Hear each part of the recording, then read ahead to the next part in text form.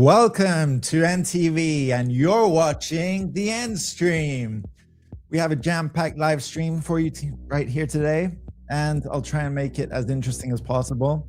We're currently simultaneously streaming on, give me a sec.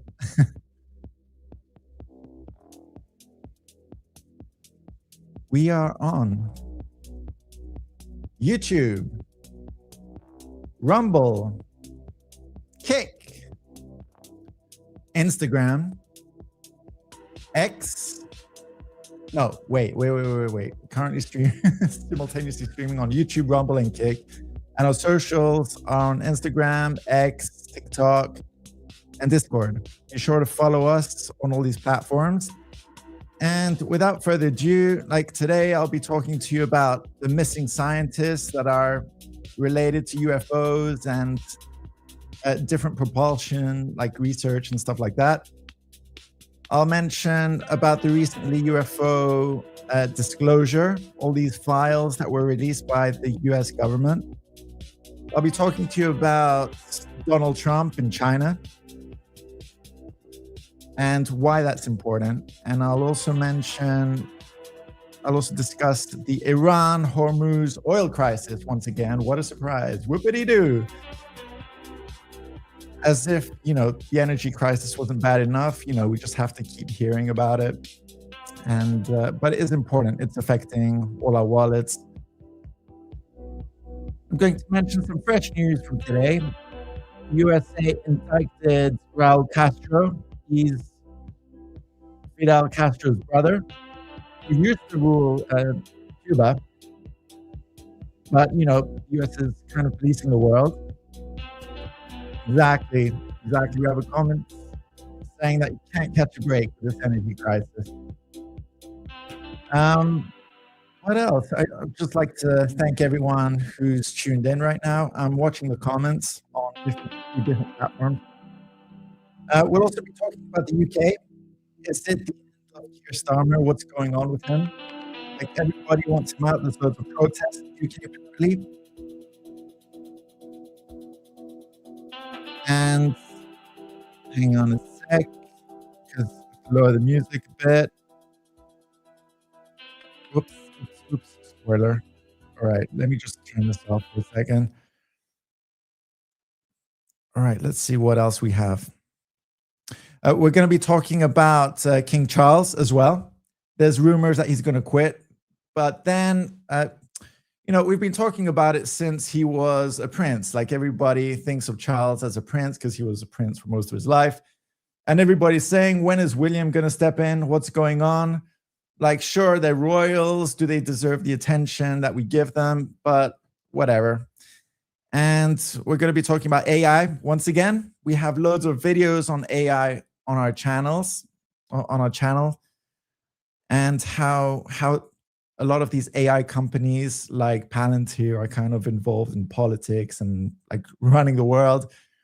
And we're going to be mentioning how memes are used in politics, like for communication and advertising, and how the whole landscape has changed. And afterwards, I'm going to show you a few different like viral videos, which are fun to watch and everything. So that's the gist of today's package. So without further ado, let's jump into the UFO, actually the scientists. Let's talk about what's going on with these missing scientists. And yeah, be sure to check our links in the comments. And yeah, let's have a look.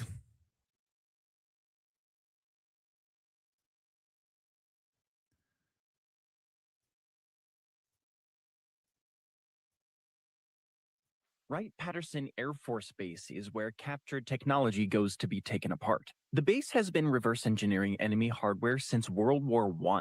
Nazi rockets, Cold War aircraft, and a whole lot more. Some of it ends up in a museum. Most of it doesn't, though. And there's the rumor that never dies. Debris from the Roswell crash was taken here, not to Nevada. When answers stay classified long enough, rumors take over. Wright-Patterson.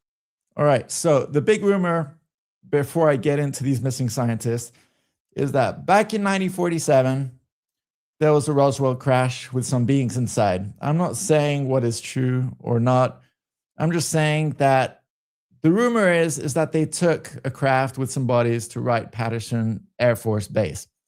And that is important because I'll get into it. I'll get into this. So, all right, we're going to be talking about these missing scientists, UFOs, military secrecy, and this Patterson connection, the Wright-Patterson connection. Before we begin, this stream is not claiming aliens are real or that there's some confirmed conspiracy happening behind the scenes. A lot of what we're discussing comes from online investigations, government hearings, public reports, and theories that have exploded over the last few years. Now, I'm not going to be talking about these theories as much as what is actually in the news. What is the government doing? Like, what is being released and what is happening? And what makes this topic so interesting is that some parts of it are completely real. Governments are openly discussing UAPs, that's the new term for UFOs, unidentified aerial phenomena. Military pilots have recorded objects they can't explain. Congress have held hearings about UFO-related incidents. And scientists are now seriously studying phenomena that we would have dismissed ages ago. And there's the whole community on the internet that are asking the right questions. And yeah, let's move on. So here is an article by NBC News. After at least 10 American scientists, all with ties to U.S. nuclear or space research programs, have died or disappeared. It does appear that there's a high possibility that something sinister is taking place here. On Monday, the House Oversight Committee saying it will investigate the string of incidents, writing, if the reports are accurate, these deaths and disappearances may represent a grave threat to U.S. national. I'd just like to say, before we continue, that these scientists, they went missing about a month ago. Well, actually, the case seriously started a month ago when a general who was in charge before he retired of Wright-Patterson Air Force Base went missing. Now, he left his phone, he left his wallet, he left everything at home, but he did take a gun with him. And out in the desert, they found a sweater of his with USAF, US Air Force, that was just chucked in the desert. And yeah, let's see. National security. It comes just days after the FBI launched its own probe. The agency telling NBC News it is working with the Department of Energy, Department of Defense, and state and local law enforcement to find answers. What's interesting is that they're working with the Department of Energy. So a lot of these scientists were involved in reverse engineering or propulsion systems. I mean, you've heard propulsion from, what's his name? Let's see. Let me just look it up. UFO propulsion.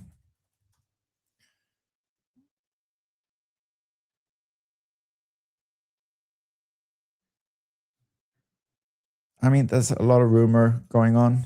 That there are lots of rumors. There are some people who are more prominent, like what was it called? The S4, the Bob Lazar story. That was a recent movie. Bob Lazar was involved allegedly with reverse engineering recovered aircraft. President Trump even said he was briefed on the matter last week. I hope it's random, but we're going to know in the next week and a half. The mysterious deaths and disappearances began in 2023 when Michael David Hicks, a scientist who worked with NASA's Jet Propulsion Laboratory, died at the age of 59, with no cause of death publicly released. Between 2024 and 2025, 7 other scientists were reportedly killed or went missing, including 60-year-old NASA engineer Monica Reza, who vanished while on a hike near Los Angeles. And earlier this year, my husband is missing. William Neal McCaskill. Now, this here is the cherry on the cake. This guy was super important. 68-year-old retired Air Force general disappeared after authorities say he left his Albuquerque home on foot.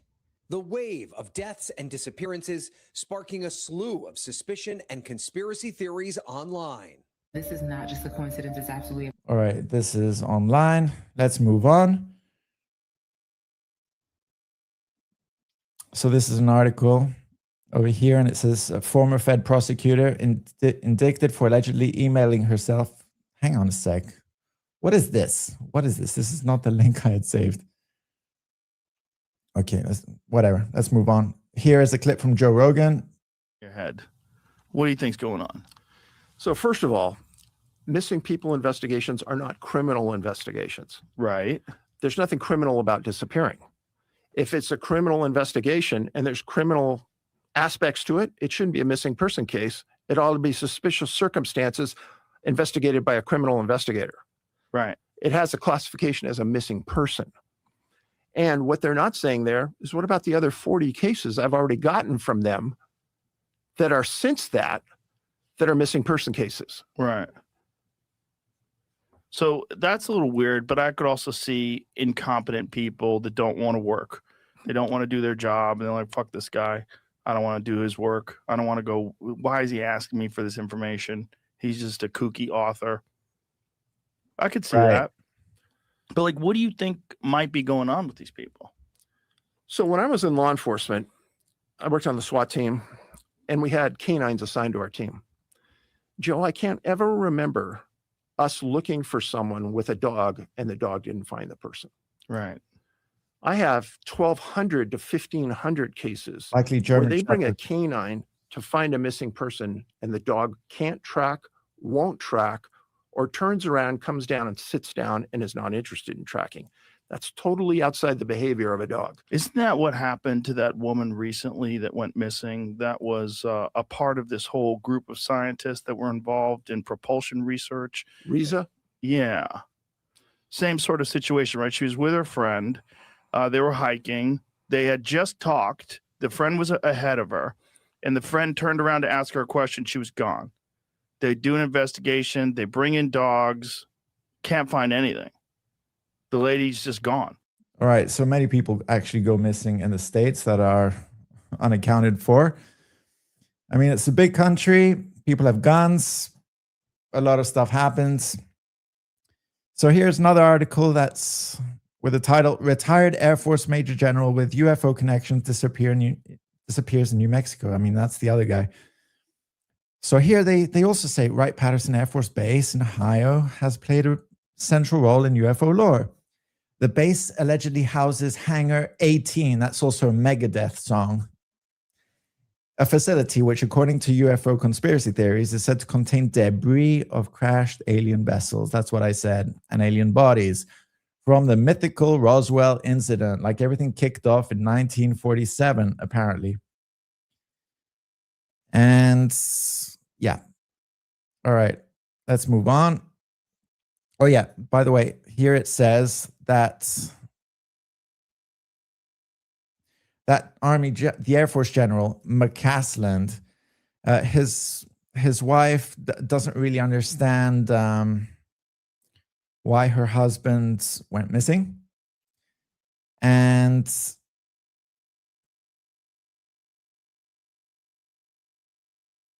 yeah, it also says that McCasland was also implicated, like when the WikiLeaks were released, like all these files, it said that he was directly involved with Blink-182's Tom DeLonge, who was looking for aliens and UFOs and stuff like this. But apparently this general was directly linked to labs within the US Air Force Base. Now, I don't know why they have labs over there. I mean, surely they're looking to like make great tech, aircraft. I think Wright-Patterson's Air Force Base, on the top of my head, like, don't quote me on this, but I think that's where the Nighthawk was actually made. Nighthawk. Do you know the Nighthawk? Lockheed F-117 Nighthawk. Let's have a look. This thing over here, which looks almost like a B-2 bomber, but it's a thing. Let's have a look. Wright-Patterson. There you go, here. The last production of the F-117s were delivered in 1990 as the U.S. Air Force stated, streamlined management by Aeronautical Systems Center, Wright-Patterson Air Force Base, Ohio. So they have like highly advanced tech and stuff. So yeah, we have a comment saying never trusted DeLong. Yeah, well, you know, Turn now to intensifying search for a retired Air Force general who vanished from his Albuquerque, New Mexico home at the end of February. Chief Investigative Correspondent Aaron Katersky is here with the latest. Good morning, Aaron. Good morning, Michael. It's now been more than 2 weeks since retired Air Force General William McCaslin was last seen, and the search is now expanding to a neighboring state. Investigators say they found this Air Force sweatshirt about a mile from his New Mexico home, but McCaslin's family said they have no reason to think it actually belongs to him. McCaslin. But why would they say that? Maybe his family has never seen it before. Maybe somebody dumped it like a fake trail. His wallet, .38 caliber revolver, and a leather holster are unaccounted for, but his hiking boots were found at his vacation home in Colorado. He's an avid outdoorsman, and the local sheriff in Albuquerque said searchers have canvassed trails and hundreds of area properties on foot, by air, using drones, dogs. All right, they're all searching for him. They didn't find him. So yeah, there's lots of articles online about Hangar 18. And over here, there's a whole thing about the investigation. Hang on, what is this? UFO reports. So yeah, they talk about the base and what is going on over there. So there have been different Project Sign, Project Grudge, Project Blue Book. Like there's all these things like related to UFOs. Over here is the WikiLeaks sent to John Podesta from Tom DeLong. Like I don't trust either of them, to be honest. Like who knows what's up with these guys. And over here, Tom DeLong basically says that General McCaslin was in charge of the exact laboratory up to a couple of years ago. And they said something here. It says when Roswell crashed, they shipped it to the laboratory over there. And Tom says he not only knows what I'm trying to achieve, he helped assemble my advisory team. Like, why would he put his team together? It makes no sense. Like when you're in an ABC, dead or missing. When you're in an ABC or military or anything, why would you declassify anything? Scientists who are connected to UFOs. If an alien approaches you with multiple appendages, resist shaking. You don't know what part you just touched. Well, I hope it's random. There's 15 scientists who are missing or dead. So here's some like stand-up comedy about this. I'm just going to show a little bit of it. He was a nice guy, that guy.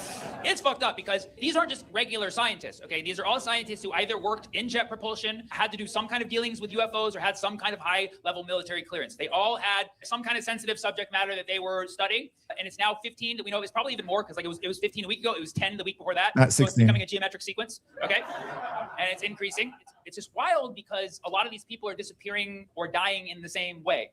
So the most notable case, who was a former Air Force general, and he spent a lot of time working at the lab in Ohio that allegedly contained the Roswell wreckage, right? So he was known to be the UFO guy. This was even leaked in a John Podesta email leak. They're like, that's the UFO guy right there. And he went missing in February of this year from his house in New Mexico, which is probably not a safe place to live if you're trying to get away from aliens. But he disappeared the day after Hillary Clinton gave her testimony about Epstein. I don't know if you remember that. Hillary Clinton sat down and she's like, yeah, we didn't know Epstein. We're like, yeah, sure. And then they asked her, they're like, do you know if the government's going to release the UFO stuff soon? And she's like, I think they will. And then he went missing the next day. Yeah. All right. So this is a pretty funny clip. It's by a guy called Sammy Obeid. He makes a whole like stand-up video about this topic. Here's the Hangar 18 song by Megadeth. I just wanted to point out that a lot of these okay, over here is the National Air and Space Intelligence Center logo. It's basically in charge of military intelligence of foreign air forces, weapons, and systems, and it operates at Wright-Patterson Air Force Base. And there are lots of like different sectors within the Air Force Base. Like there's this thing over here called National Space Intelligence Center that is also off that base, right? Patterson's Air Force Base. Also, David Wilcock recently died, and he basically said that he wasn't suicidal. And there's just a lot going on. And over here is another article saying at least 10 people have died. An article from The Independent, 12 American scientists have gone missing or died. And yeah, the whole same thing goes up to Washington. One of the guys was MIT fusion scientist. What's his name? Come on. Why aren't they writing his name? Loureiro. And basically, he was shot multiple times in his home at Massachusetts. But why is this interesting? His role over here, it says, he was known for his award-winning fusion science research studying the motion of charged particles regarding like magnetic fields or something. So, yeah, people online are speculating whether a 3-letter agency did it or not. I mean, who knows? Who knows? Who knows what's going on with these guys? Staying with us here at Live Now from Fox, turning our attention now to a story that we are following closely, and it's making national headlines right now. The Trump administration has directed federal agencies to investigate whether a series of deaths and disappearances among scientists with high-level security clearances are linked. All right, this is a very important map over here, okay? Because, we have to get our head straight and be like detectives in a way, because we're not given the answers, and why would they? So over here, it has a lot of people who are either dead or missing. So we can assume people are kidnapped or killed or whatever. I mean, until they're found, we can kind of assume that everybody's dead. So over here, like, you can draw lines all you like, but if you look at all of them, all of these guys, well, most of them were missing or killed in 2025. There have been some outliers in 22, 24, 23, 25. But let's face it, all these guys are in the last like 3 to 4 years, and a lot were last year. But the interesting thing with this is that wherever there's somebody who's dead, all right, okay, let me just make a little art piece of this, okay? All right, let me just share the other thing. All right, hang on. All right, okay, so this is the picture where there are dead people or missing people. So first of all, you have this one. Damn it, it's not showing my the drawing. Okay, give me a sec.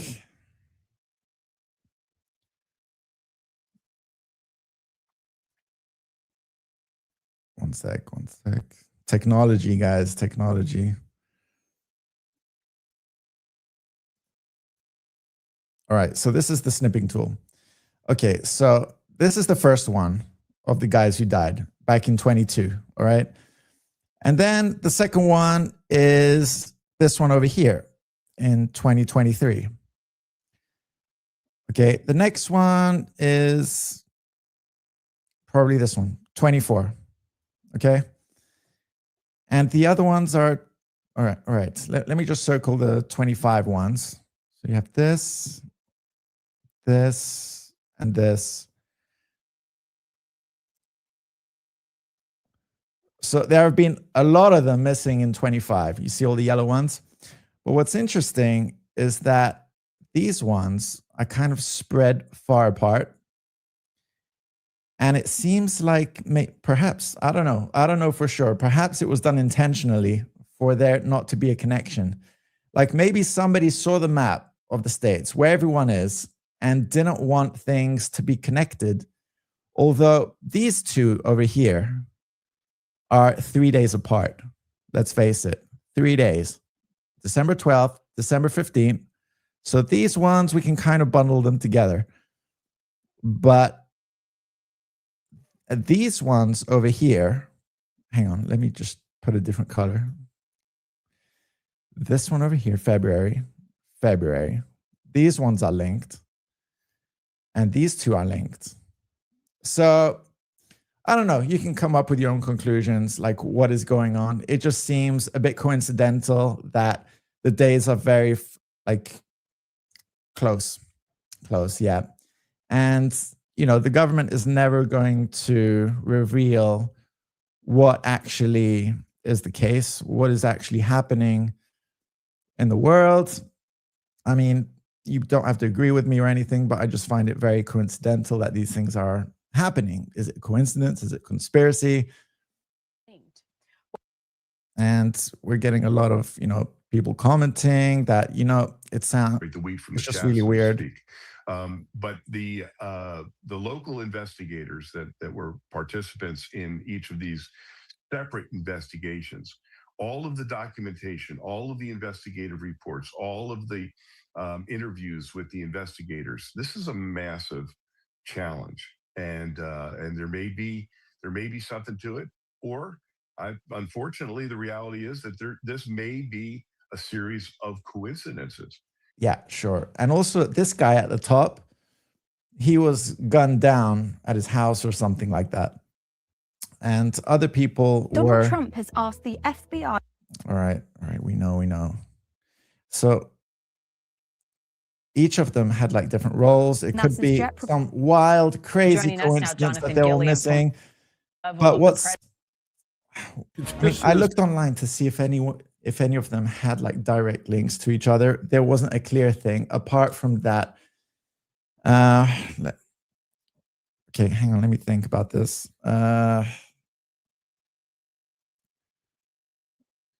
The things that they had in common were basically that they all worked in like reverse engineering and labs in the Air Force, military, in all these sectors. And I mean, hell, even Dr. Phil is like talking about this case now. Like, are you serious? He's even talking about MK Ultra. We have like a video on that, by the way. It's kind of coincidental. This is just from yesterday, from his podcast. On December 31st, 2010, the body of John P. Wheeler III, a high-level Pentagon consultant and defense insider, was found dumped in a Delaware landfill. No suspects, no motive, just a tragic, unfortunate incident. Or was it? Because when you look closer, Wheeler isn't the only one. Across the U.S. defense R&D world, engineers, researchers, and insiders keep turning up dead or vanishing entirely. All right, this is a great video from the infographic show. I don't want to dwell too much on it, but I recommend everyone to have a look at it. In the world of entertainment, something kind of related to this, anyone who was alive in the 90s knows how important X-Files was to pop culture and everything. And apparently they're going to reboot the series. And it's kind of unlikely that the original cast, like David Duchovny and his partner, what's her name? Mulder and Scully. Yeah. Gillian Anderson, that it's likely they're not going to play major roles in it. Exactly. We have somebody in the comments who's saying, no. Exactly. So, yeah, just to wrap this up, I'm also going to be talking very briefly about the UFO files that they disclosed, apparently. And my God, this is ridiculous. It's just hanging there. Look at the size of this thing. Okay, we're here at the Area 51 Expo. Looks like a big turnout. People are already lining up at the barricades. Oh man, look at that thing. Damn, this look at that. This is gonna be awesome. Since disclosure happened and we wanted to do something fun for the public. I guess it all came out, remove right? some of the secrecy. Seems hey, totally you know if we're allowed to legit. go in this one? Not sure. It's definitely not AI, right? Staying up there. I don't know. There's absolutely no sound coming from it.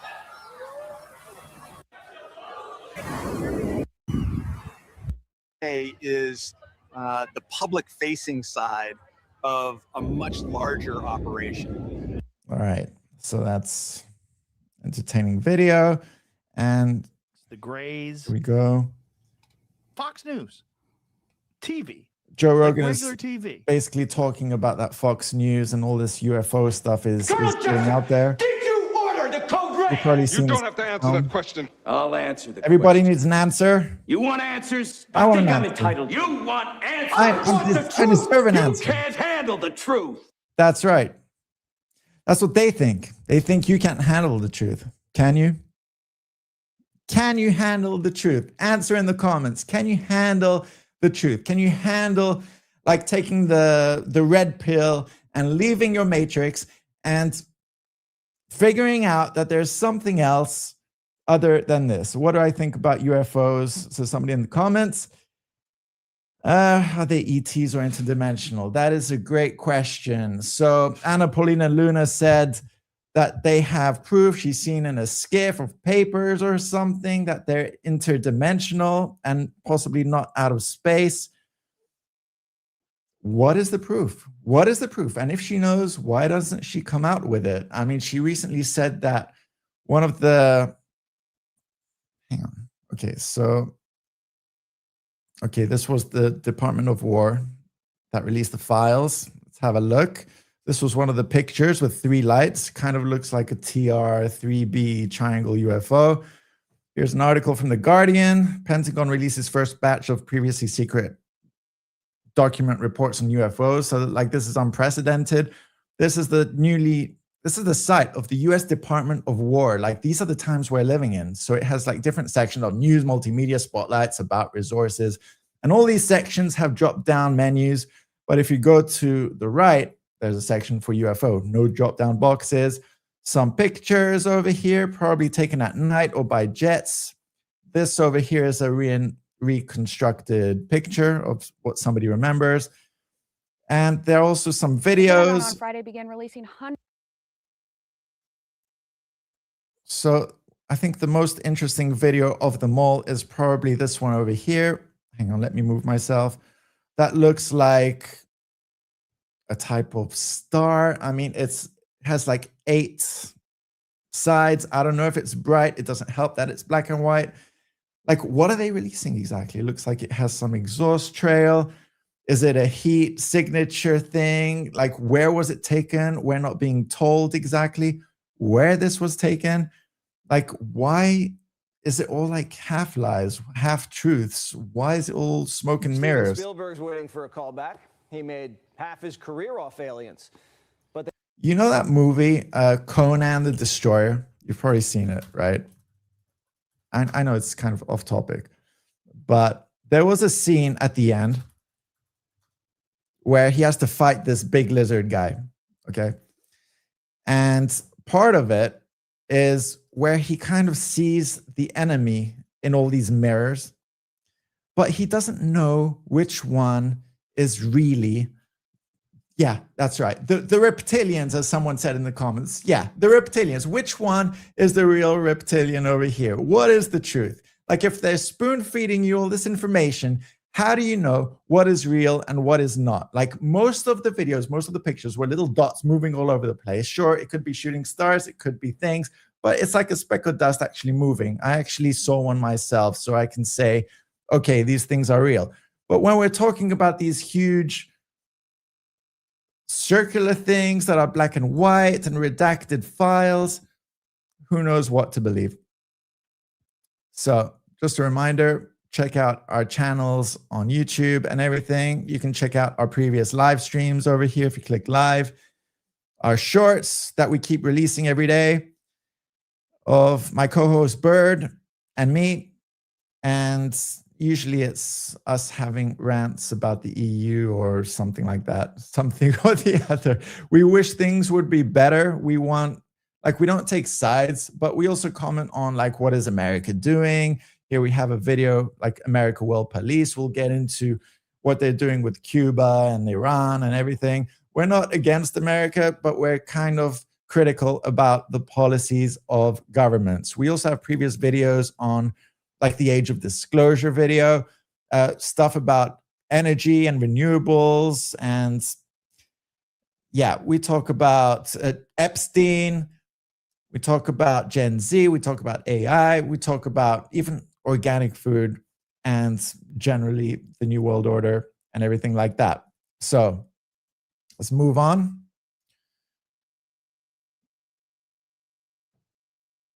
Trump visited China recently, and so did Vladimir Putin. Let's see what happened and why is this important.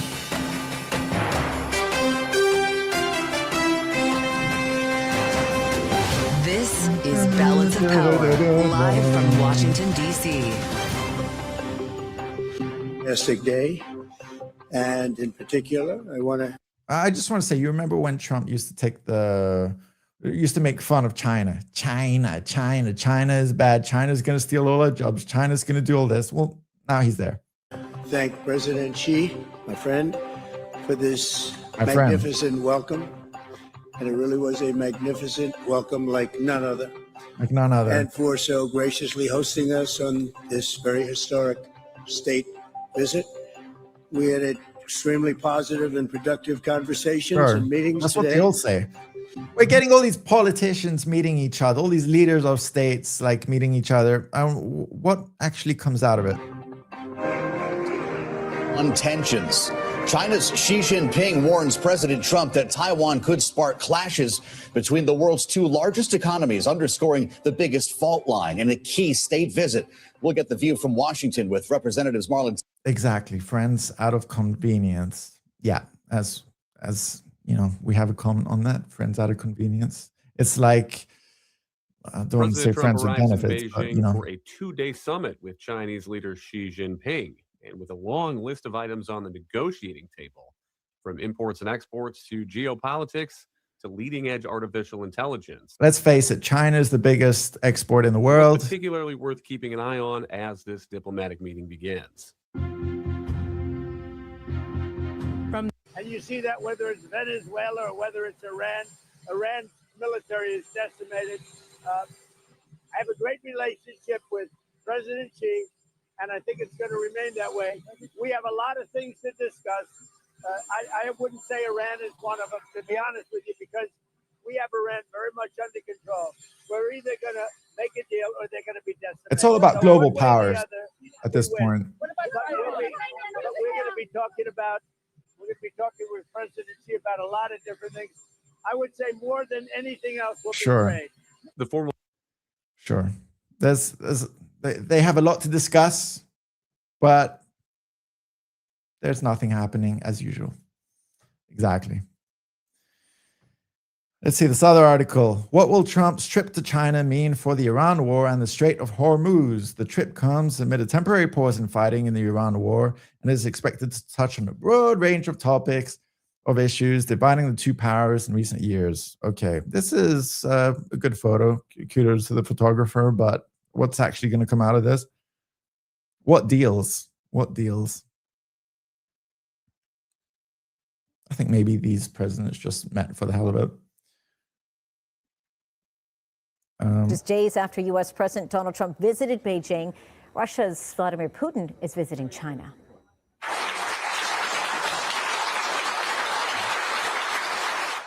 Pune and China's leader Xi Jinping signed more than 20 agreements related to trade. Did she say Pune? His name is Vladimir Putin. In tech, as well as a joint statement on strategic cooperation.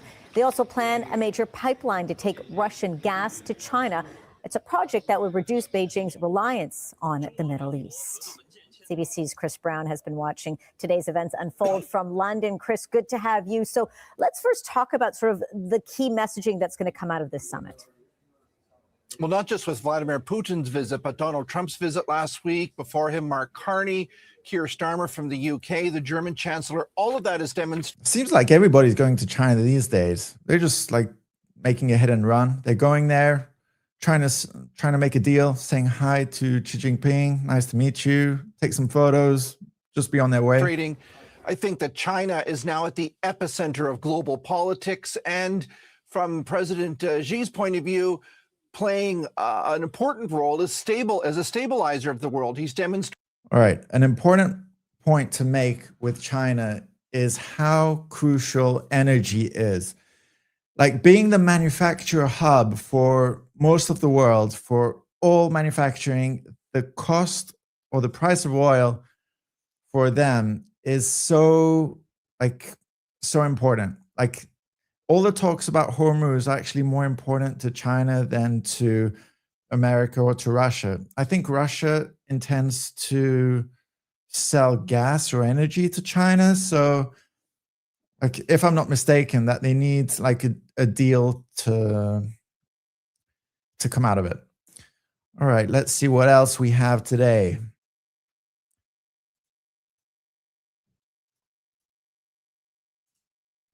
Oh yeah, let's talk more about US and the Strait of Hormuz.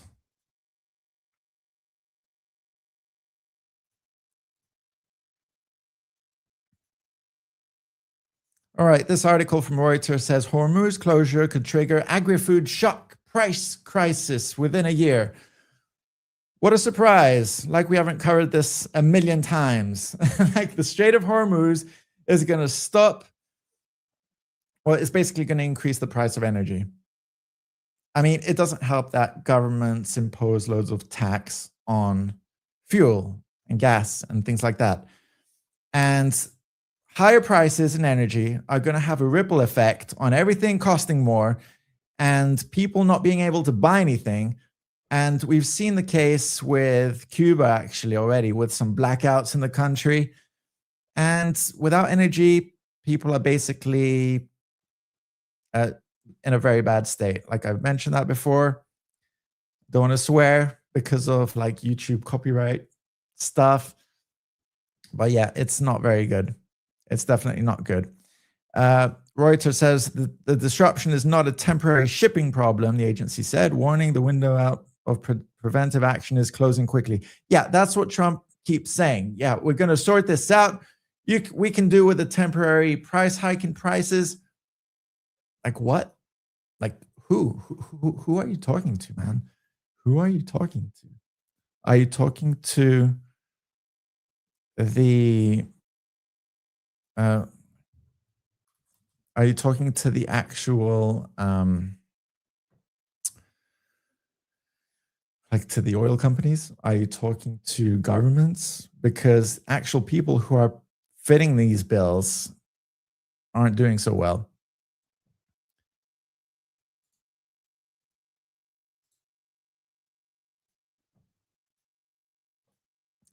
Over here, another like website, Chatham House, is saying the Hormuz inflation shock is only just the beginning.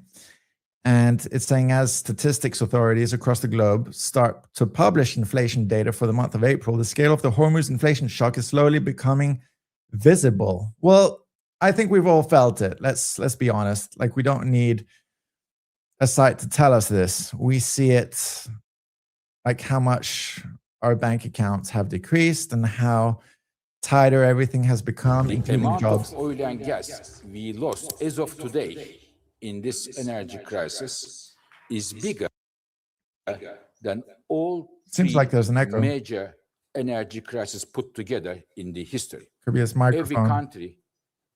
Every country will be affected from that. There'll be a time lag, there'll be Yeah, differences. it's his microphone. No country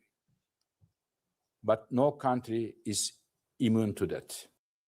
There was another stark warning from the head of the International Energy Agency, Fatih Birol, saying that the global energy crisis is big, it's here, and it's going to hit everyone. The Iran war and the blockade of the Strait of Hormuz have put a chokehold on global oil supplies, and many countries are trying to lessen the impact. You don't say. You don't say. And this is the biggest problem of the EU right now. Energy, or should I say, the corruption of the European Union, European Commission, some unelected people up there just calling the shots, us being taxed to death for like and our money is going straight into the military industrial complex. Like we're just sick of our money going onto useless things. And yeah, we're just becoming poorer by the second. You've all seen your energy bills lately. By releasing large parts of their strategic reserves. But analysts are warning the speed at which those reserves are being run down is pushing the oil market. This is like the biggest lie, like in the entire world. Like, oh, there's limited oil reserves. Oh, we don't have enough oil in the Middle East. Oh, we can't produce more oil. You know what? I've also heard the same thing about diamonds, that diamonds in South Africa are plenty. It's just they're restricting the supply to increase the price.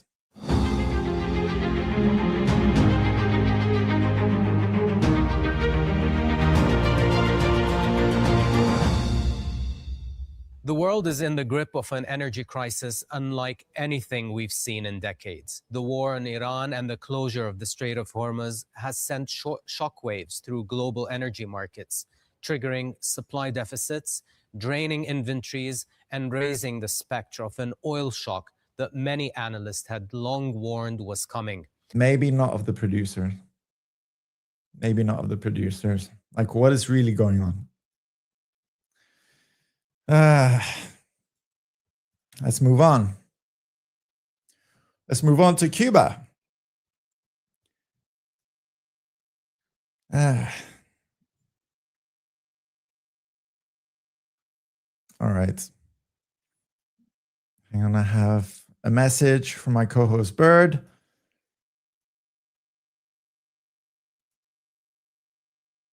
He's basically saying that, yeah, about the supply of oil in the world. You know, the world doesn't suddenly run out of oil. Oil becomes harder to extract, it becomes more expensive, or you can get lower quality, and it's less efficient to produce. And it says the theory became famous through a geologist, M. King Hubbert, who correctly predicted US conventional oil production would peak around 1970. Yeah, it's all about inflation, geopolitical conflict, supply chain fragility, economic slowdown, and yada, yada, yada. Like declining energy returns, rising extraction costs. Yeah, we keep saying that. And also, interestingly enough, the transition away from fossil fuels, like these things cost a lot of money, like all these wind turbines and solar panels and everything, they cost a fortune, not just to manufacture, but also to maintain. And afterwards, what do you do with these things when they go bad? All right, going back to this article. This is from Ground News. Former Cuban President Raul Castro indicted in US over 1996 fatal downing of 2 planes. Raul Castro, Fidel Castro's younger brother, was indicted by the US. Well, where have we heard that before? I mean, recently the US basically dragged ex-Venezuelan president Maduro out of his bed and took him to a jail cell in Brooklyn. And the charges are expected to stem from a 96 incident where Cuban jets shot down 2 planes operated by the brothers. America will not tolerate a rogue state harboring hostile foreign military intelligence and terror. Military intelligence and terror operations just 90 miles from the American homeland. Let's face it, they want to control, they want to police the world. And we actually have that video from before on our channels. And we have one called America World Police that we posted like 3 months ago, but it's still very relevant, where it talks about Venezuela, Greenland, Iran, and American foreign policy, which is pretty interesting to say the least. Here's an article from ABC News. U.S. charges Raul Castro, 96 shoot down of civilian planes. And BBC says U.S. charges Cuba's Raul Castro. The same thing about 2 planes. And let's see what's going to happen. Let's see what's going to happen. Is it even legal to take out people, like extract them from other countries and take them to your own? Like, isn't that what they did with, or what they wanted to do with Snowden, or who was it? Assange. But let's face it. These guys were on the run, and they basically hid in embassies, which were protecting them for a while. But I'm not being on Castro's defense. This is Fidel Castro's brother, by the way. I'm not being on his defense. It's just a matter of where is this person going to be tried? Like, they should be entitled to a fair trial, but like just taking them out of a country and taking them to another, I don't know. Like, what proof do they have? Like, shouldn't governments like have some sort of cooperation? But then again, he was ex-president, right? Let's see what's going on in the UK. For us, right here it says the ring of Britain. Would you say Britain has been? Can't say that word. I'd say 100% it's right. This isn't a flag, it's a true story. We've had it under the Conservatives and now... All right, these people are conservatives or right-wing, not Labour. They are demonized as extreme rights when they could just be on the right side. Keir Starmer, it's ridiculous what this man's doing. In what ways has Great Britain been raped? Get him out. Well, look at the all the young girls are being raped on the streets. Throughout the country, it's covered up by Sadiq Khan. Enough's enough. Through the government, complete cover-up. What's your guys' message to Keir Starmer? Wanker. Keir Starmer's a fucking wanker. Let's hear it. Keir Starmer's a wanker. Keir Starmer's a wanker. Okay, I don't know if we'll be allowed to say much more. Maybe I can like censor it somehow. Maybe like that. And why do you think Keir Starmer is such a wanker? Because the way he's absolutely destroying our fucking country. What's been your least favorite thing that's happened over the past 10 years here in the United Kingdom? I've seen my country change in 50 plus years. I don't recognise my country no more. But not only that is, I'm seeing how things went in a different country in the 30s. And it's happening here. And so people are accusing these people of being extreme right, but don't be fooled. This guy, although he has like tattoos and shaved head and stuff, don't be afraid of him because he has tattoos or something. These are like, what do you call them? Like stereotypes and stuff of people in jails or something. I mean, he is like saying we don't want things to be like they were in the 30s.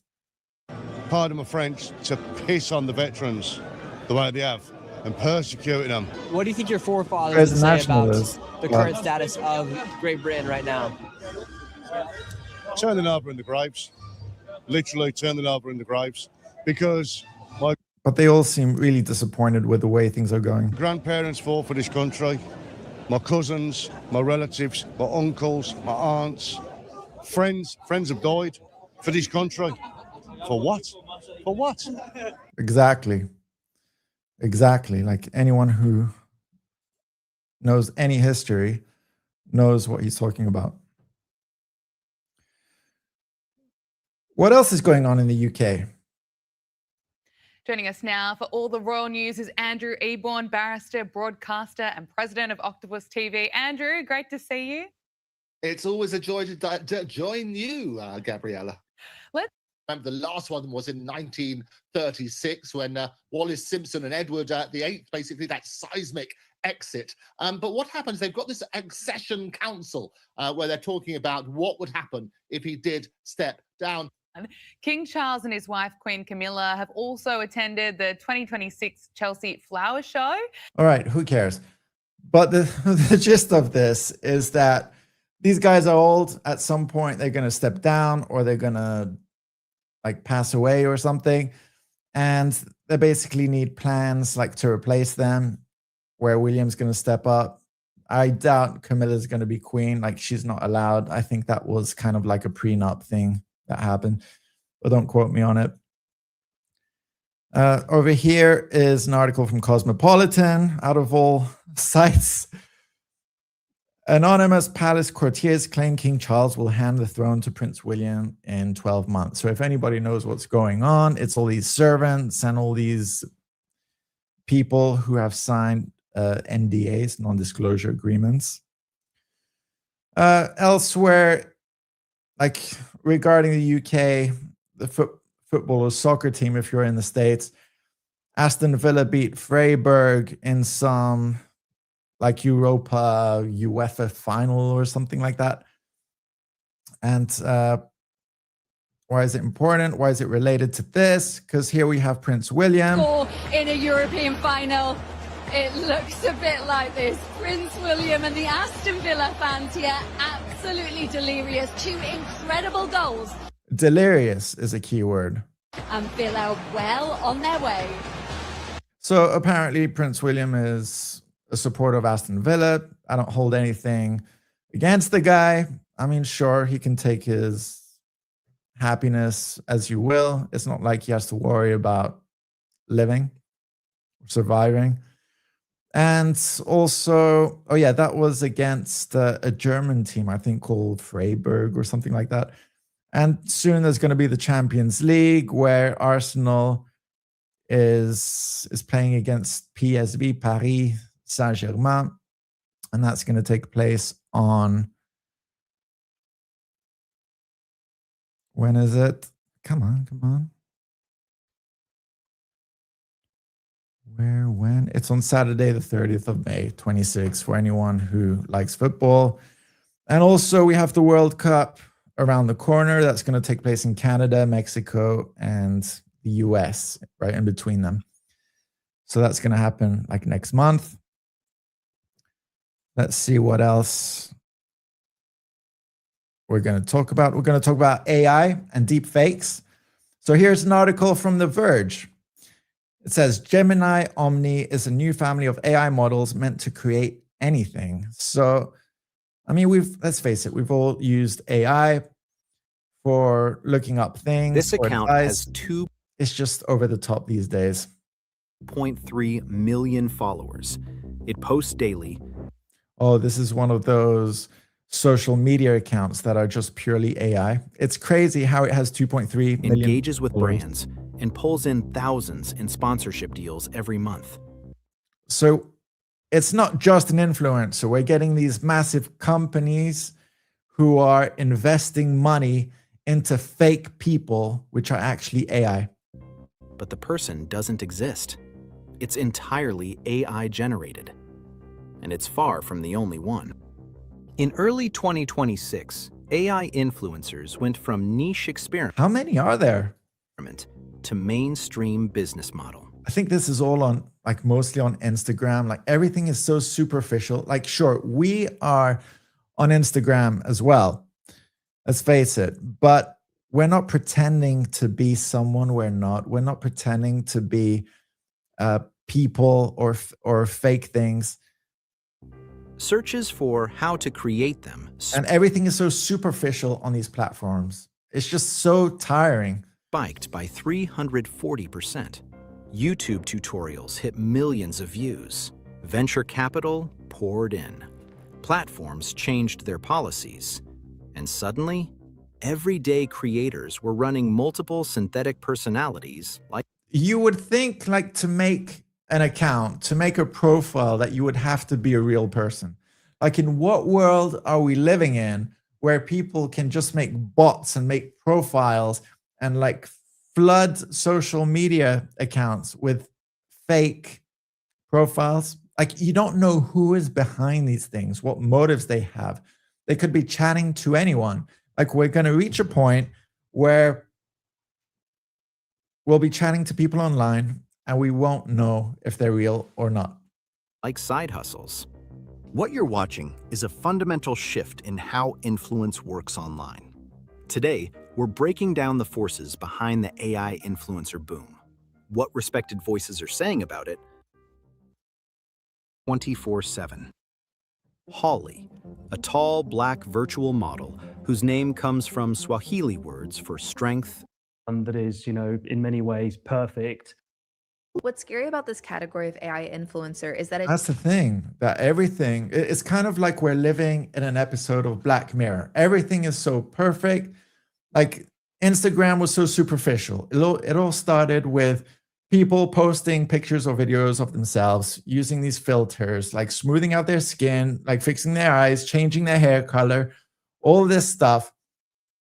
And it's come to a point where we're not even, or not me, but like other people are not even using their own personas. They're just using a fabricated fake thing, when it might actually come full circle, whereby to be perfect, people will have, or AI will have imperfections. So they will have like one eye, or some prosthetic arm, or a mole here, or imperfect hair, or something that stands up, like just to make them distinct. Because if everything is AI, everything is so perfect, but nobody wants that ultimately. It's going to come full circle. People are never happy. People are never satisfied. It's been 10 years since we pivoted the company to be AI first. We now have 13 products with over 1 billion users each. Recently, Maps got its biggest upgrade in a decade, including a new feature called Ask Maps. Here's a real query from a parent. My kid just fell into the duck pond, and the wedding starts in 30 minutes. You might want to get it out of the pond. Where can I walk and buy her a new dress? People Your come kid to is still in YouTube the pond. every day to ask a lot of questions. Ask YouTube entirely reimagines the experience. Say you want to teach your 3-year-old It's not about selling. Save your kid first. how to ride a pedal bike, and they already know how to ride a balance bike. I never really understood why they call it a pedal bike. Like, what's the alternative? A motorbike? You'll see a couple of differences in results. Follow up with questions like, should I buy one with handbrakes or pedal brakes? It even lays out the information in a table, so it's easy to compare. And it'll roll out broadly in the US this summer. With Docs Live, you can just verbally brain dump whatever is on your mind. I've mentioned this in a previous video, but like AI is shoved down our throats. There was a previous video where I mentioned that Chrome, or rather Google behind it, was actually in trouble for secretly installing or pushing like some AI software on your hardware when you downloaded Chrome without the people knowing. And let Gemini do the rest. So I just remembered I'm doing an alumni talk for my high school's career day tomorrow. I need to come up with some talking points to explain what I do for a living as a software engineer, but It's come to a point where we're losing our individuality, where we're losing our common sense, where we're losing our reasoning, where we're losing our everything, our essence, our spirit. I said individuality, our personality, because people are asking everything to AI, like how to operate for absolutely everything. It's like, how am I going to be with my partner? How am I going to be at work? What clothes am I going to wear? What am I going to eat? What am I going to do this? I'm so sick and tired of this. The other day, I went to the cinema and there was a guy in front of me, and the lights went out at the cinema when the movie started, and he looked at his phone. And I told him, can you put your phone away? Because it's distracting. Like the light was right there, you know, like watching the big screen, the guy's phone like shining right in front of me. And it was annoying. So I told him, look, do you mind putting your phone away? Because it's distracting. And he said, yeah, okay. So it seemed like he was pissed, but he was like passive aggressive. And then afterwards, these kids walking late, you know, after the movie had started, after the lights were out, and they walk in, and then they had their brightness down, but I could still see them like look at their phone.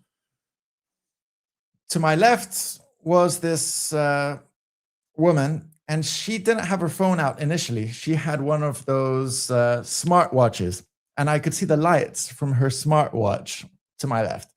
Then afterwards, she took out her phone, where she had the brightness down. And further, all the way down the other side of the cinema, somebody else took their phone out. And then the guy in front of me who said, yes, no problem, he probably saw the two kids to the right of him who had their brightness all the way down. And he did the same. He lowered his brightness as if I couldn't see his phone right in front of me. And what was I going to do? Was I going to tell him again, look, bro, I told you a second ago, put your phone away? And I could see everything that he was doing. I could actually see his password, what he was inputting, because it wasn't just once that he lifted his phone. He did it again and again and again. And I see these sort of people on the subway, on trains, on buses, in public spaces. and they just look at their phones and they do the same thing. Everybody does the same thing. They look at their chat. So they look at WhatsApp or what is it, Viber or Facebook or X, and they just do one or two swipes, close it. They open Google, they press something random, one or two swipes, they close it, and then they turn their screen off, and then they do the same thing. They take their phone out with the same password, social, browser, close it, do the same thing. And this was going on for every like 5 to 10 minutes with these guys. And if you go to the cinema, if you go to a concert, if you go to your work, if you go on a date, if you go to bed, if you go to eat, if you go to cook some food, if you go do some gardening, if you go traveling somewhere, and everybody is looking at their phones every goddamn 5 seconds. Like, I am guilty of it. I look at my phone a lot, okay? But I look at things. But when I go to a concert, I have learned to not record the concert. Just live it. Just take it in. Just take it in. Just, for once in your life, stop looking at your phone every goddamn 5 seconds. And if somebody asks you, can you put your phone away in a cinema where you're not allowed these things, put it away. And I'm also curious, like, what is the actual cinema doing? Like, why don't, surely they have cameras to catch people who are recording the whole movie, right? But what about people who have their phones out just looking at stuff? Like, you're not supposed to look at your phone. A while ago, like when they showed the ads before a film started, there was a disclaimer: don't use your phones. They had some catchy tunes like bleep, bleep, bleep, bleep. Who's got their phone out? But yeah, like we have somebody in the comments saying, I'm so sick of this phony culture. Exactly. I am totally with you. And by phony, it's when you have your phone out. That's why it's called phony. Phony, phony, phony. They should make a song. I'm phony, phony, phony, phony. It's so fake. Everybody's fake. Everybody's so superficial. Nobody can decide for themselves. They need AI to do everything for them. Like, we were talking about, some people were raised wrong, and some people are kids who rely on their parents all the time. Like, you see goddamn grown-ass adults acting like kids, always needing advice and what's the term? Mother cuddling or something like that. Mama's boys and stuff like that. Now AI is taking the place of their parents. AI is forming people because they're exactly mollycoddling. That's it. So because we don't have parents, because we don't have a society to shape people in a proper way, people are looking to get advice from AI. It's so pathetic. It is pathetic. It is so pathetic. And I am sick of this thing.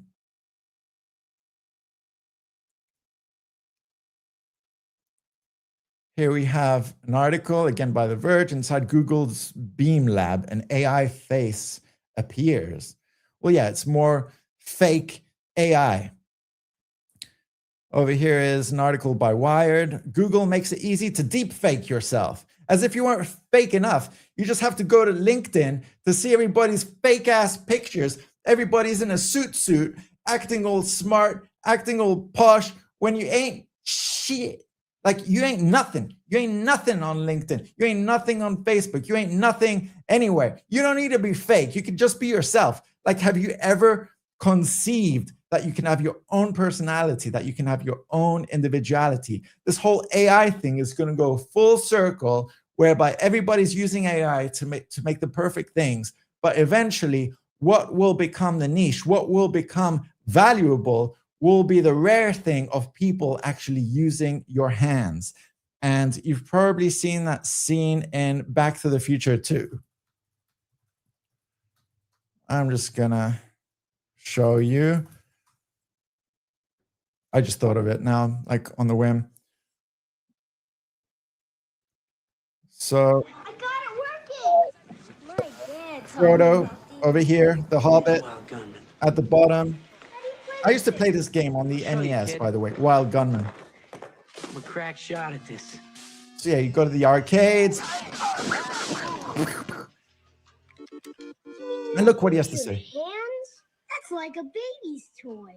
You mean you have to use your hands? It's like a baby's toy? Like, bro, have you ever played a video game without your hands? There are games out there, but they're called like movies or something like that. Neuralink incoming. Yeah, that's one of the comments. Neuralink is the thing with the eye surgery that we've covered in a previous video. Let me find it. Let's find it. Are we going to find it? Here, vision or weapon. Super soldier weapon. So it's kind of like androids, robotics, all this thing, like people turning into robots. So soon you will be the robot. You will be the AI. Or you are already robots, but in the wrong sense. Over here, my co-host Bird shared that Neuralink is a neurotechnology company founded by Elon Musk, developing brain-computer interfaces, and tiny implants placed in the brain connect neurons to computers. The goal is to allow humans to control devices using thought alone. So kind of like remote controls. Let's see what else we're going to talk about. So we've talked about AI and deepfakes. I'm going to talk about memes and politics. Take off my glasses. Hello, everyone. Welcome to our May 2026 meetup of my co-host. I'm going to go ahead and drop this link to join us late. We can copy and paste. Yeah, so you all know how memes have influenced the political landscape because everything is online. We don't have newspapers or magazines anymore. So people aren't just relying upon articles online, but they're using social media. Social media is the new type of news. So people go to things like X and Reddit to find the latest information. I mean, hell, they even go to TikTok to find things. We are on TikTok, by the way. 20 minutes, 7,900. All right, I'm not going to play this because $760 million. Basically, here is a meme video with Lego people. And there's Trump and there's people from Iran. And sounds like a cool song. And it says, Iran's AI memes are reaching people who don't follow the news and are winning the propaganda war. So, yeah, obviously the controlled media. Oh, we have somebody in the comments who says they're a veteran of the first meme war of 2016. I exactly know what you mean. And you probably know the Pepe memes, by the way. Pepe memes before they were corrupted on the far right, like used for other things. But yeah. And maybe you know the other bird, the purple bird.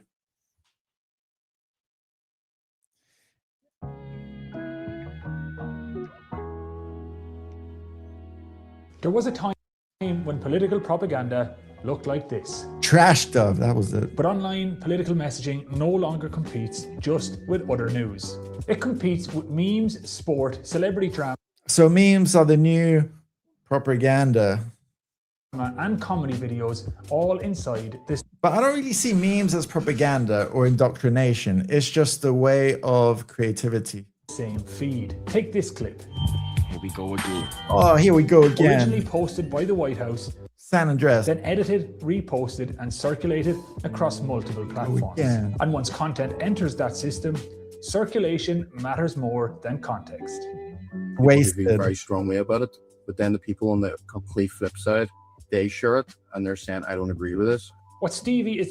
Yeah, well, that's the thing of the great meme war of 2016 is that the Trump side had Pepe the Frog and other like memes going on for it. But what did the left have? The left didn't have any memes, like nothing. Like as if it wasn't like crazy enough that Trump was on the page of every newspaper, like for good or for bad or anything like that. But give me a sec. But yeah. Of course, Bird is sharing a meme is a piece of culture or information, usually an image, video, phrase, or joke that spreads rapidly online and evolves as people remix or share it. And modern memes are used to express humor, communicate emotions, comment on politics or culture, spread trends and ideas quickly. So basically, it's all a bit of fun as well to get away from this whole like mass news broadcaster media. It's not about Labour, about conservative, left or right. It's about the memification of politics. It's about a lot of political punditry turning into gossip, colonizing, and not thinking about the massive issues of AI and energy, which is what we should be focused on. Joining me. So this guy says we should be focused on AI and energy, but he's basically saying memes. Two giant brains leaping from the Times comment pages into your ears, albeit not literally because of the relative sizes of brains and ears, as I'm sure you understand. But they are. The voters are concerned. Do you think Keir Starmer should? Do you think Keir Starmer should step down even if Wes Streeting doesn't challenge him? All right, this is just the Times saying their boring stuff about Keir Starmer as usual. What else would they talk about? Like they just mention memification in the title, but they're not getting into the actual thing. Like these people have no idea about creativity or memes or communication or anything related to our culture, meme culture, internet culture. Like let me just show you some memes, okay? So we have him, you know the laugh, the asthma laugh. We have this. We have this. Like if you're smart, you know what this is. Do you know the way? You know that too. You know this guy. You know the Obama meme, Illuminati meme, the SpongeBob meme, and you know the basketball meme. So those are just a few memes, just on the top of my head. Like you're not going to get many videos even these days online, like showing loads of memes like that. It's about time they did. Everywhere you look online, major global conflicts are reframed as memes. Yeah, well, actually, we're sick of news. We're sick of the term news. We do not talk about what we cover as news either. Yeah, the previous meme was Knuckles. Do you know the way? Do you know the way? Take me to your queen. Okay, we know that. Comedy and shareable clips. And increasingly, those formats are being adopted, not just by users, but by the governments and political actors involved. Things are going to change. Things are going to change. Like political parties will have no other option but to adopt to this new whole landscape. This article from the New York Times says Trump just pardoned himself and his family forever. I don't know what that is. Todd Blanche, the acting attorney general. When is this from? Is this recent? Yeah, it's from today. Todd Blanche, the acting attorney general, just gave President Trump something even better: preemptive exoneration from all potential criminal liability for certain financial crimes. Well, where haven't we heard that before? It's a constant thing going on with these politicians, just covering their asses. So here we have an article, Air France. It says Air France flight to U.S. diverted to Montreal over concerns of possible Ebola virus exposure. We covered that. Is that we know that there is a patient in our here in previous live Ontario stream who recently traveled to East Africa and is now in hospital being tested for a range of infectious diseases, including Ebola, out of an abundance of caution. Now, those samples are expected to arrive at the national lab today. All of this. Man, this Ebola thing is very serious and it can get out of control real fast. And we just have to keep vigilant, not just for the disease, but for big pharma as well, that are taking everybody's money through governments, and they basically control legislation. We know after COVID, what sort of power they have over people, like forcing everyone to get vaccinated, if they like it or not. And the whole shenanigans with the QR codes, and it kind of looks like we're heading towards 1984, which was actually 42 years ago. Here's an article from The Guardian. It says Elon Musk's X fined $650,000 after failing to comply with Australian child safety notice. I mean, you know, Australia has all the age restrictions for social media for kids. Over here, a congressional report says 42 aircraft were lost or damaged in Operation Epic Fury. Here is an article from Associated Press. It says 3 dead in New Mexico and first responders decontaminated after exposure to unknown substance. What's that about? These pop-ups.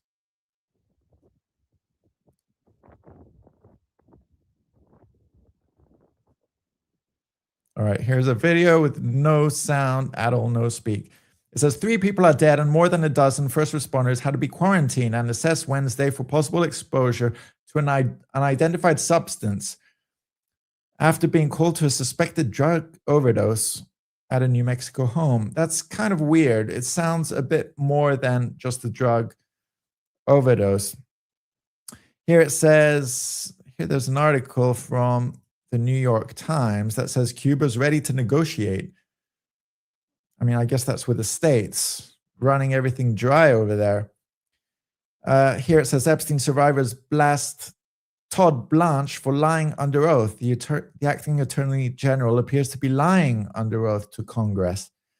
18 survivors of millionaire offender Jeffrey Epstein accused the acting attorney general Todd Blanche of lying under oath. And what happened? And it basically says he didn't meet anyone. And survivors previously sought a meeting with Pam Bondi and the Department of Justice officials, but no meeting occurred. So basically, they're saying that they met with the victims of Epstein, or alleged victims, and they didn't.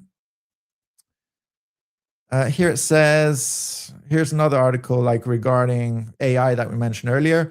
Anthropic is paying SpaceX $15 billion per year. Anthropic, let's look them up. So yeah, Anthropic is an AI company, and it's known for developing Claude. Like, we've heard that model before. And yeah, they're paying SpaceX. I think there was a big court case with Elon Musk recently. It says Anthropic is an AI company. Hang on. Where is it? Give me a sec.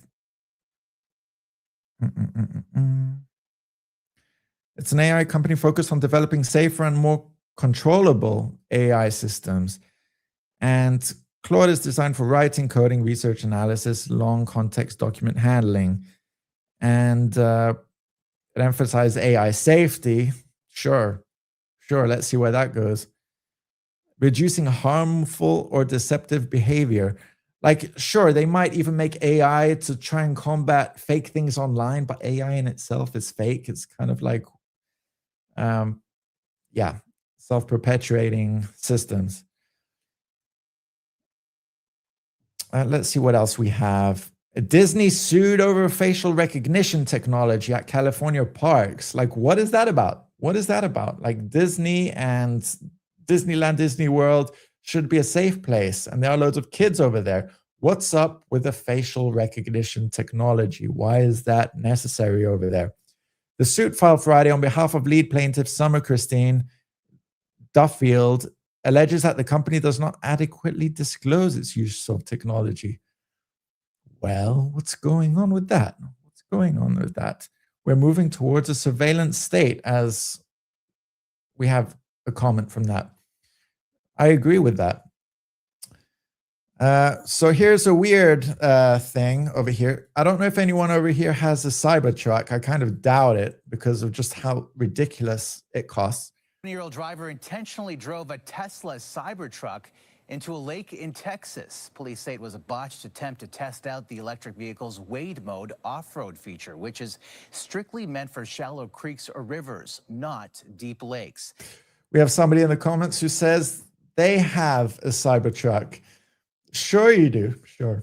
The driver was arrested and charged. I have two. In fact, I had two.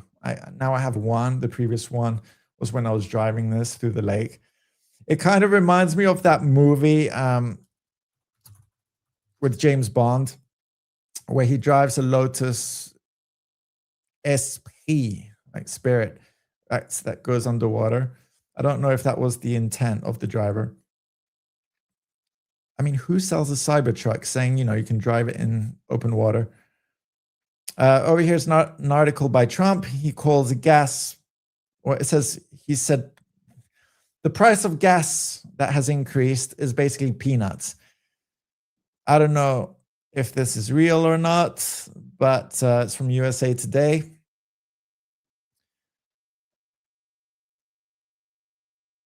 Over here, I used to have a video before it was taken down, and it was basically it was a video of the rear of a bus in China, and it basically shows you the traffic lights ahead. Let me look it up again.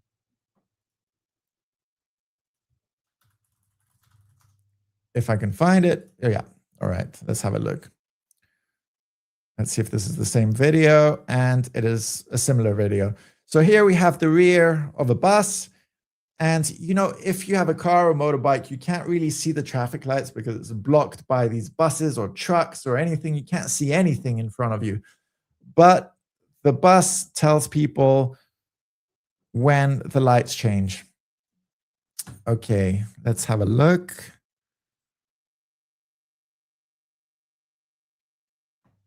All right, so here is a video that I saw on Reddit. It's basically of a woman like going down a hill.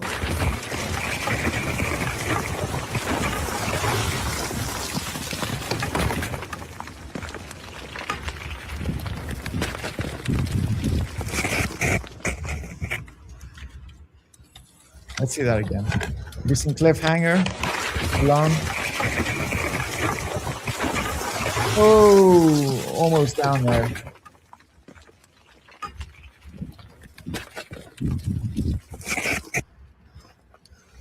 Subió, subió.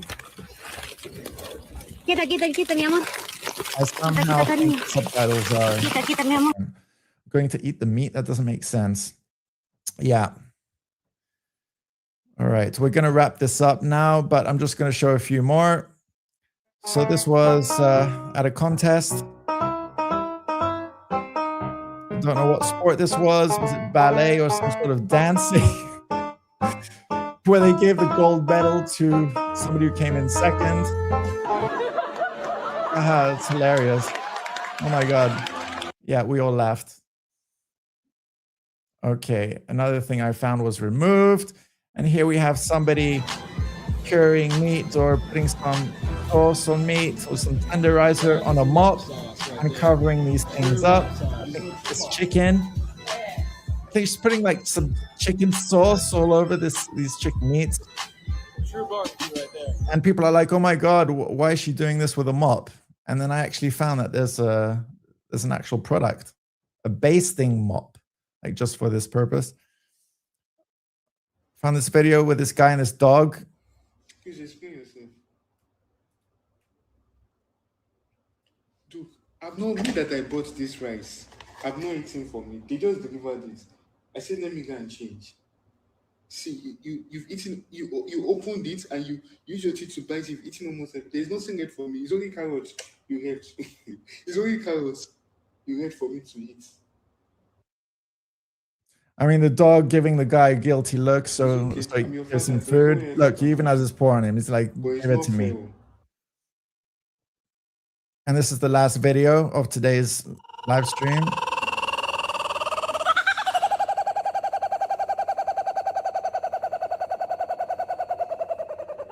Okay, now this time, watch how wide he opens his mouth. Ready?